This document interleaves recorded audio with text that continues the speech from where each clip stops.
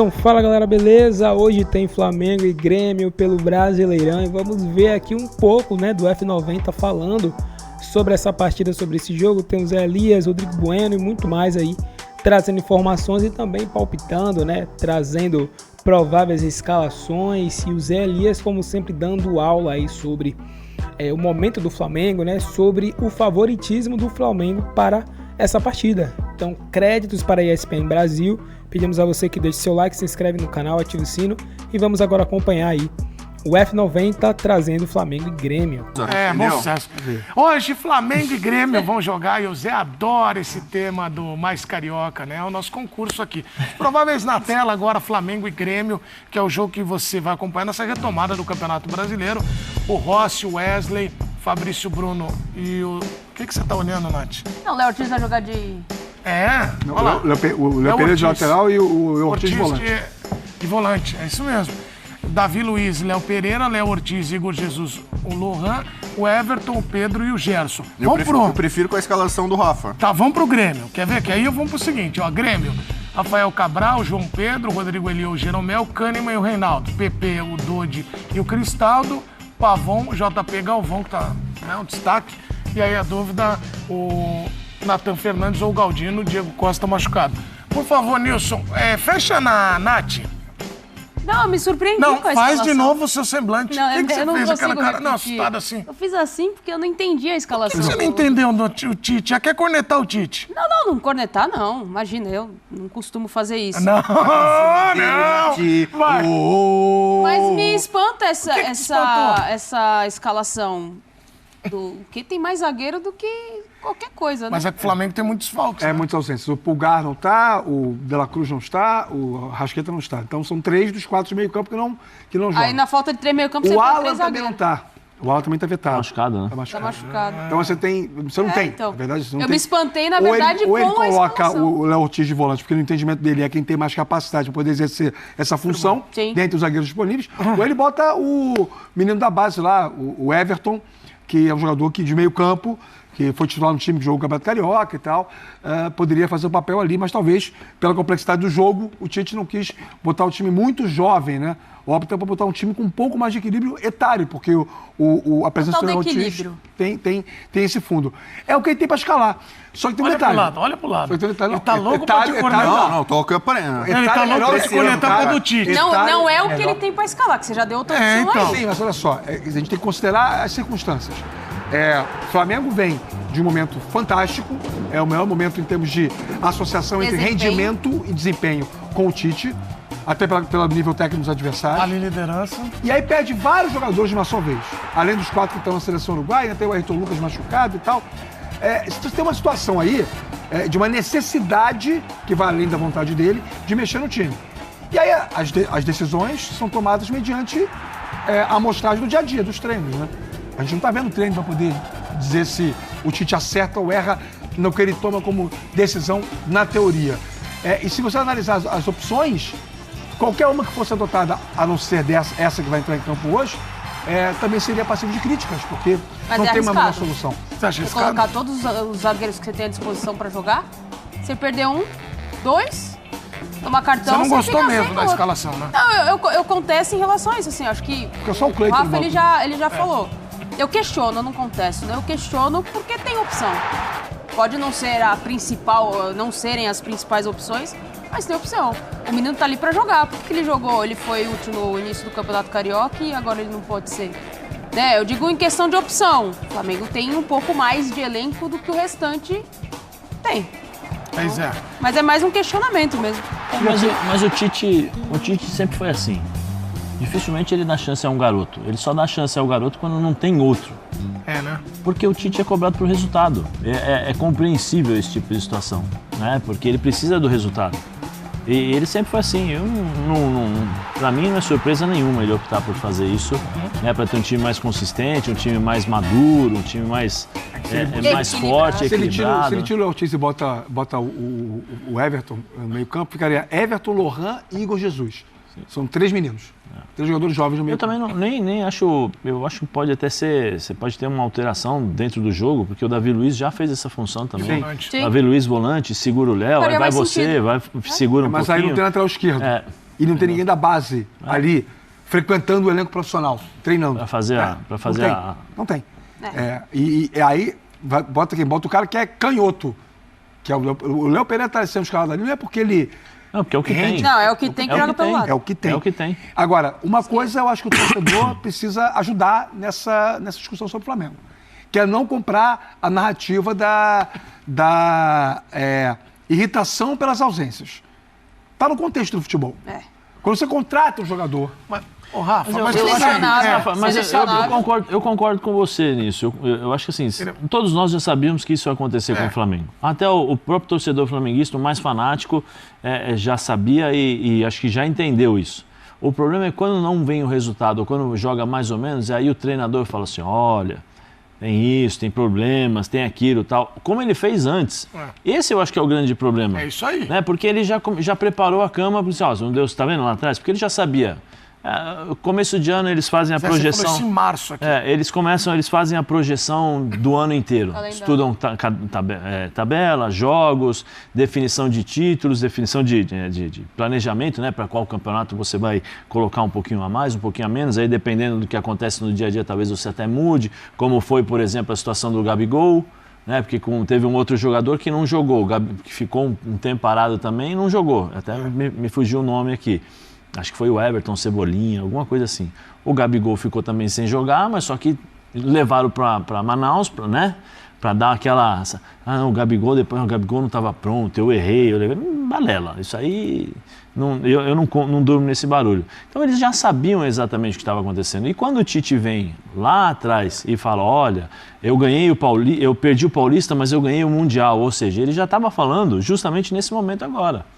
Ele já estava preparando o torcedor, já estava preparando... Porque se acontecer alguma coisa do Flamengo não ganhar, e é possível porque você tem times adversários que treinam, que são profissionais e que se preparam para jogar contra o Flamengo, ou não jogar bem o Flamengo, o Tite vai falar, olha, lembra, eu falei para vocês lá que ia ter esse tipo de dificuldade e tal. É tudo planejado. No futebol nada é por acaso. Nada é por acaso. Agora, os torcedores flamenguistas têm que entender esse tipo de situação. Vocês querem os melhores jogadores? Ótimo, o Flamengo tem condição de fazer isso e vem fazendo. Mas em determinadas situações vocês irão perder esses melhores jogadores porque eles estarão na seleção. Mas isso é um erro do calendário. Mas, Nath, tem uma coisa que é o seguinte. Quando a gente fala do Flamengo, e eu falo, Bubu, Nath, que o Flamengo tem o melhor elenco do Brasil, na minha opinião. Só que agora a gente vai ter que ver, vai ser testado. Se 5 jogadores, você vai ter que observar. Agora, a Nath pontuou sobre a escalação de muitos zagueiros. O jogo para testar o elenco é hoje, Bubu, e você escalaria tantos zagueiros assim? Eu não me sinto à vontade, neste momento, para criticar o Tite por 2 fatores. O primeiro fator é a ausência de Pedro Ivo Almeida. O Rafa, de vez em quando, acompanha o programa. Sempre que eu faço uma crítica ao Tite, o Pedro Ivo chacoalha na cadeira. Cara, saudade é enorme. Ele já sai em defesa do Tite e de sua saudade. A saudade. Saudade vai tem nome e sobrenome. Só você olhar pra caneca com a foto do Pedro Ivo e criticar o Tite pra ele. Você vê que até a fotinho vai mexer. Ele vai se revoltar. E o outro fator é a presença da Nath. Você viu sempre aqui, muito né, bem-vinda. Porque com a Nath presente, eu nem preciso muito criticar o Tite. Porque a Nath ela já faz, né? Eu nem caneca. Então você concorda que o zagueiro respeito demais a análise, a observação da Nath e assino embaixo tudo que ela falou. Zagueiro demais. Então assim, eu não preciso nem falar nada do Tite, porque a Nath já deu o recado aqui, já mostrou a realidade desse elenco de desfalcado. Não é desculpinha não, porque o Grêmio também tem desfalque aí, não lá. A Flá sem 5 jogadores. O Grêmio ficou um tempão sem jogar também. O Grêmio também tem muito... O Grêmio tem mais problema que o Flamengo aí. Esse é o ponto que eu quero se perder, se o Grêmio ganhar, não quero desculpinha na coletiva não, hein? Gramado sintético, altitude, sem Arrascaeta, eu não quero desculpa não, hein? Se perder, perdeu. Mas o Grêmio... E aí o Zé lembrou bem aqui, a gente falava da retomada do Grêmio no futebol, e o Zé falou, vamos ver o primeiro resultado, que o Renato pode trabalhar muito com isso no vestiário. E o Grêmio, a impressão que eu tenho, Rafa, é que ele não sentiu. A gente lamenta muito a pausa do campeonato, né, para os times gaúchos. Já falamos aqui da questão social, mas parece que o Grêmio continuou, né? Não sentiu tanto, né? Não dá para ter certeza agora, né? Acho que precisamos de mais alguns jogos, né? Você tem uma oscilaçãozinha ali no último jogo da Libertadores da fase de grupos, mas não dá para você dizer com todas as letras que o Grêmio tá pleno, né? Eu acho que o jogo de hoje é pleno. Acho que o jogo de hoje é um bom recorte para isso. É um bom recorte, porque é um cenário que você tem um histórico recente muito ruim, muito favorável ao Flamengo em termos de vitórias, né? Salvo engano, nos últimos 15 jogos, o Flamengo venceu 10. Então você tem aí uma... E não é uma linha de corte que não fala nada com a equipe atual. Tem muita gente que já está há muito tempo no Grêmio, que viveu todo esse período. Kahneman, Jeromel... E o Renato do outro lado. Renato, então assim, não tem muito como sair por esse viés, não.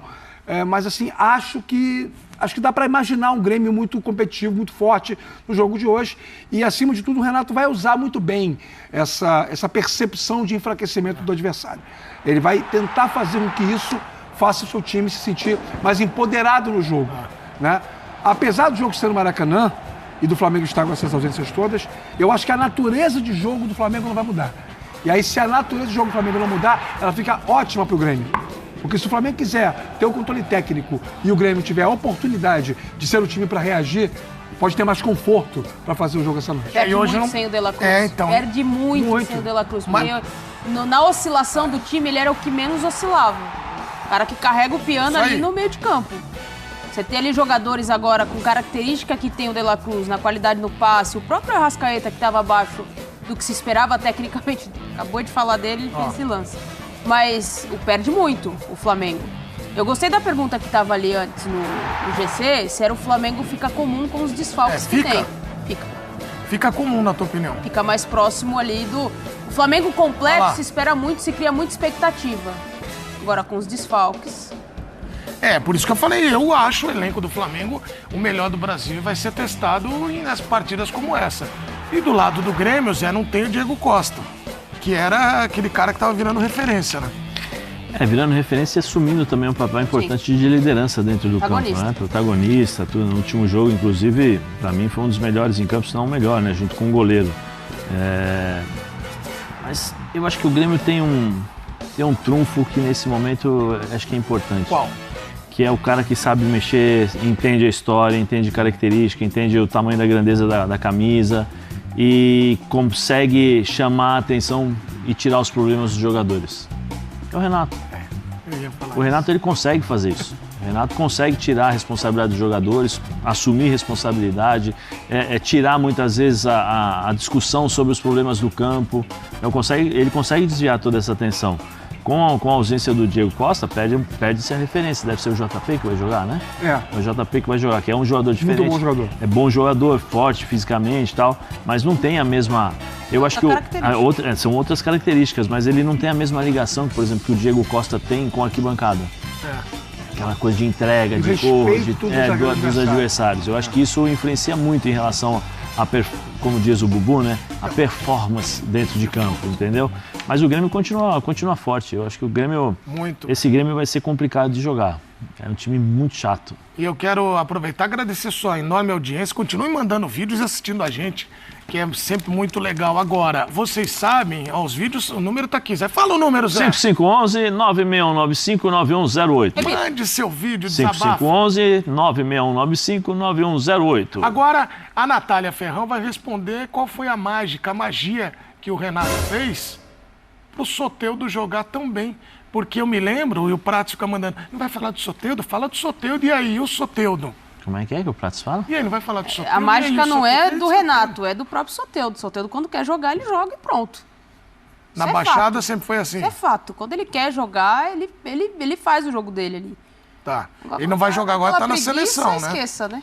Mas ele tava jogando bem. Na seleção, ele sempre joga. Ele sempre busca o jogo o tempo inteiro. Na seleção será desfalque. Eu acho que a motivação passa muito por isso que o Zé falou, brincadeiras à parte, mas isso que o Zé falou do vestiário ali, do Renato ter o vestiário na mão, né? De como ele consegue motivar ou colocar os jogadores a importância ou a necessidade de você dar mais do que 100%. Você entregar mais do que 100%. E talvez ele esteja conseguindo isso com o Soteldo. O Soteldo, ele não é um jogador ruim. Muita gente fala, mas o Soteldo... Eu não acho ele um jogador ruim. Eu acho que ele escolhe o jogo que ele joga. E com o Renato Gaúcho, talvez ele não esteja escolhendo tanto, esteja mais pro time. Ô, Rafa, deixa eu te perguntar uma coisa, porque o futebol carioca, ele é interessante com algumas marcas, né? As relações. O Renato é muito próximo de jornalistas cariocas, porque trabalhou lá há muito tempo, jogou tudo. O que ele tem de tão diferente que a gente, eu, o Zé... Eu gosto muito do trabalho do Renato, a Nath tá falando disso. O que ele faz lá? Eu não sei hoje, posso falar pelos tempos de cobertura de Botafogo, de Fluminense e Vasco, né? Eu cobri o Renato como técnico do Vasco em 2005, 2007 e como técnico do Fluminense em 2008. Uma ótima relação pessoal, inclusive, com o Renato, construída naquela época. Primeiro, o Renato é um cara que ele simplifica processos, né? Acho que a principal característica do Renato como gestor é ele chegar no lugar, ter um rápido diagnóstico do que está acontecendo ali, de ambiente, saber quais são os elementos-chave. E aí, quando eu falo ambiente, eu incluo não só os jogadores, como também funcionários, staff, a própria imprensa, quem está na órbita do clube, do dia a dia. Dos tempos que a imprensa acompanhava de perto, via os treinos, né, viajava com o time, essas coisas. Então, ele sabia esse diagnóstico. Tem um episódio envolvendo o Renato, muito emblemático na minha história, cobrindo o Fluminense em 2008, que é quando o Fluminense ganha o jogo do Atlético Nacional, né, que na época a gente chamava Nacional de Medellín, lá na Colômbia, por 2-1, pelas oitavas de final. O Fluminense ganhou o jogo jogando mal. 2 gols do Conca, 1 de pênalti, inclusive, que não foi. Confessado pelo Júnior César, lateral, que depois se jogou e o juiz deu pênalti. O Renato chamou a imprensa que estava lá cobrindo no dia seguinte o jogo, no hotel, desenhou um time do Fluminense e apontou para 2 jogadores, o lateral direito e o volante. Só esse jogador e esse jogador estão matando meu time. E aí? Aí a imprensa tomou um susto, né? Aí, mas por quê? Não faz o que eu peço, não corre, não marca. Não... O que eu faço? Você não consegue imaginar hoje, em 2024, nenhum profissional que trabalha na função de técnico de um time de massa fazendo isso. Mas na época o Renato fazia isso porque ele entendia que fazia parte do contexto do ambiente dele. Dividir essa percepção, esse conhecimento. E com isso ele ganhava as pessoas. Ele tem essa... Para mim, a principal característica do Renato é essa leitura de cenário. E acho que ele, por ser um cara, naturalmente, ele vem ao longo dos anos tentando sistematicamente mudar essa imagem, né? Às vezes dá umas escorregadas, o que é normal, porque é da natureza dele. Ele essencialmente é um cara fanfarrão. Ele gosta de contar... Ele é o Rodrigo Bueno do futebol. Gosta de contar as vantagens dele. Não, peraí, repita. Rodrigo Bueno do futebol. Quem é o Rodrigo Bueno do futebol? Renato Gaúcho. Ele gosta de contar as vantagens dele, como jogador. Olha aí a terapia dele. Ele é assim. Renato é desses. Confiança é tudo. Tá bom. Mas então, essa é a questão. É por isso. Por isso. Mas aí ele que acontece? Ele chegou no vestiário, conta que fez isso, que fez aquilo. Os jogadores dão risada. Os Acho dele, ele sabe maravilhoso. disso. Ele E é aí, assim, começa a ganhar os caras. É só lembrar da despedida do Soares. Sim. Ele tem essa característica, ele tem essa virtude. Porque, olha, cuidar de gente... E eu vou assim, deixar meu DVD depois pra você. Sim, eu com quero. um grande momento de jornalismo. assim, Rafa, muita gente demorou e custou a entender que o Grêmio do Renato foi campeão da Libertadores em 2017 com o Luan. Ele vendeu o Grêmio campeão da Libertadores em 2018, 2019, 2020. Aí em 2021 que você começou a entender, opa, peraí, não é assim. Porque ele conseguia trazer essa importância. O time não era mais o mesmo time, tinha problemas, né, com a saída de alguns jogadores, e ele conseguia vender o Grêmio como se fosse o Grêmio campeão da Libertadores. E não era. E ficou ali, quer dizer, ele tem essa capacidade, né?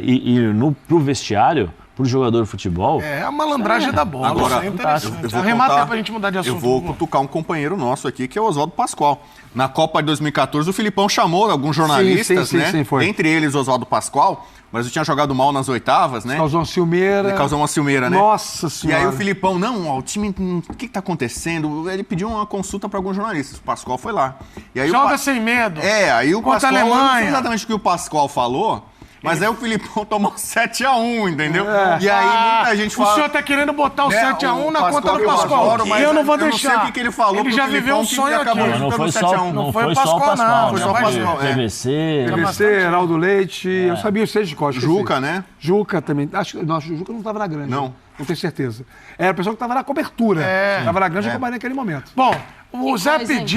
pediu, eu sei que você atendeu, nós vamos agora abrir espaço pro povo. Então, galera, esse foi o vídeo aí. Se você curtiu, deixa o like, se inscreve no canal, ativa o sino e deixa também o seu comentário, o seu palpite para essa partida, né? Flamengo e Grêmio, Maracanã, Flamengo com desfalques, mas ainda assim tem um elenco muito bom, né? Com jogadores que conseguem se adaptar a uma nova posição, conseguem jogar bem. Mas vamos ver, né? Porque alguns vão ser posições assim que não vimos ainda acontecer no Flamengo, né? Como é o caso do Léo Ortiz de primeiro volante. Vamos ver como é que vai ser. Tem o Léo Pereira também na lateral esquerda, que ele já atuou, acho que foi em 1 ou 2 partidas, mas tem tempo que não vemos, né, isso acontecer. Vamos ver como é que vai acontecer novamente, se ele vai conseguir jogar bem, né? Porque o Flamengo, infelizmente, não tem o que fazer. O Tite precisa adaptar, né? Precisa improvisar. Mas enfim, vai ser um jogo que também a gente vai poder ver o poder do elenco do Flamengo, né? São momentos assim que a gente vê realmente como o time ele pode crescer, né? São em momentos assim. Mas deixa o seu like aí, comenta bastante, se inscreve no canal, ativa o sininho. E é isso aí, até o próximo vídeo.